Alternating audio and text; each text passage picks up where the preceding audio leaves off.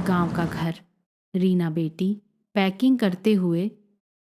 माँ, मैं शहर जा रही हूँ, वहाँ अच्छी नौकरी मिली है। माँ धीरे से। ठीक है बेटी, पर हमें मत भूलना। रीना हल्की झुंझलाहट से। अरे माँ, आप भी ना, जरा सी बात पर भावुक हो जाती हो, फोन तो रहेगा। रीना चली जाती है। माँ पिता दोनों बरामदे में बैठे देर तक उस सड़क को देखते रहते हैं जिस पर बेटी चली गई।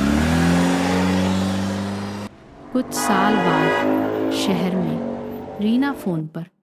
हेलो माँ, अभी समय नहीं है, मीटिंग है, बाद में बात करती हूँ। माँ धीरे से। बस एक बार सुन ले, तेरे पापा का तबीयत ठीक नहीं है। रीना जल्दी से। माँ, अभी सच में टाइम नहीं है, डॉक्टर को दिखा देना। फोन कट जाता है।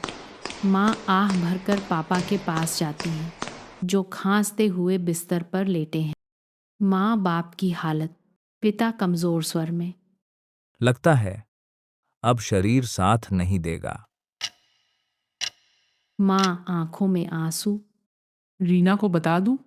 पिता।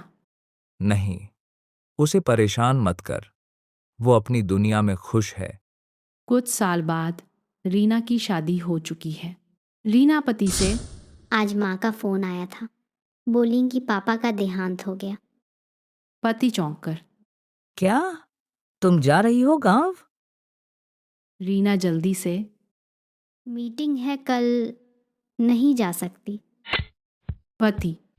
रीना, ये मीटिंग हर महीने होगी, पर पापा अब कभी वापस नहीं आएंगे। रीना चुप हो जाती है पर फिर भी नहीं जाती। माँ अकेली कुछ महीनों बाद आश्रम में रहने लगती है। माँ आश्रम की औरत से। बेटी बड़ी बड़ी बात करती थी, लेकिन वक्त पर साथ न दे पाई। औरत। ये तो आजकल सब बच्चों की कहानी है बहन।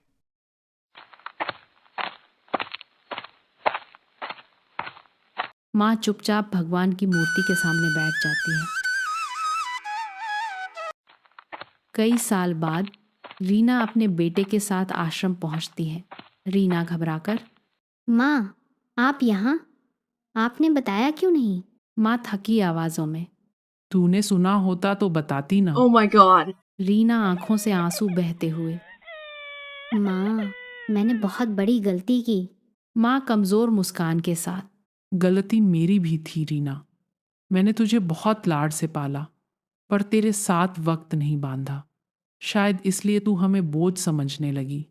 रीना माँ के पैरों में गिरकर। नहीं माँ, मैंने ही आपको खो दिया। रीना का बेटा मासूमियत से। नानी, आप हमारे साथ चलो ना। माँ बेटे को गले लगाकर। मैं तो पहले से ही तेरे साथ हूँ बच्चा। माँ बेटी के घर लौटती है। रीना उसे संभालती है जैसे बच्चा संभालती है और सोचती है कि काश उसने यह प्यार पहले दिया होता। इस कहानी का असर गहरा है क्योंकि ये माँ बाप और बच्चों की दूरी और फिर पछतावे को दिखाती है।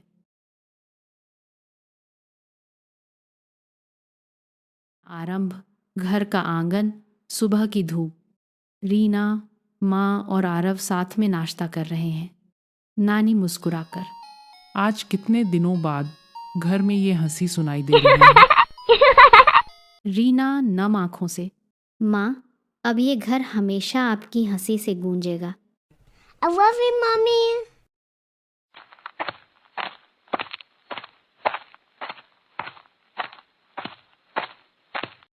स्कूल का मैदान, बच्चों की चहल पहल।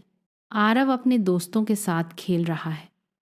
तभी दोस्त उसका मजाक उड़ाते हैं। दोस्त। तेरी नानी तो बहुत बुढ़िया होंगी, घर में बोझ बनकर रहती होंगी, है ना? आरव गुस्से और आंसू के साथ। नहीं, वो बोझ नहीं, हमारी ताकत है। बाकी बच्चे हंसते हैं। कैमरा आरव के चेहरे पर जूम करता है।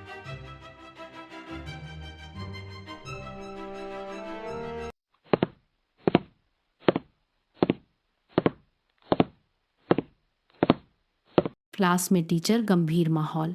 टीचर सख्त स्वर में। बच्चों, जो बुजुर्गों का मजाक उड़ाता है वो अपनी जड़ों को काटता है। आज अगर तुम अपनी जड़ों का सम्मान नहीं करोगे तो कल जब तुम खुद बूढ़े हो जाओगे तो कौन तुम्हें सहारा देगा?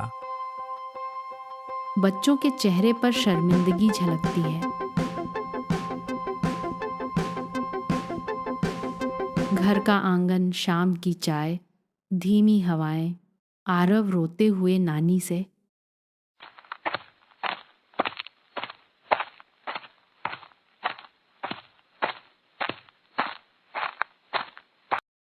नानी, सब कहते हैं आप बोझ हो।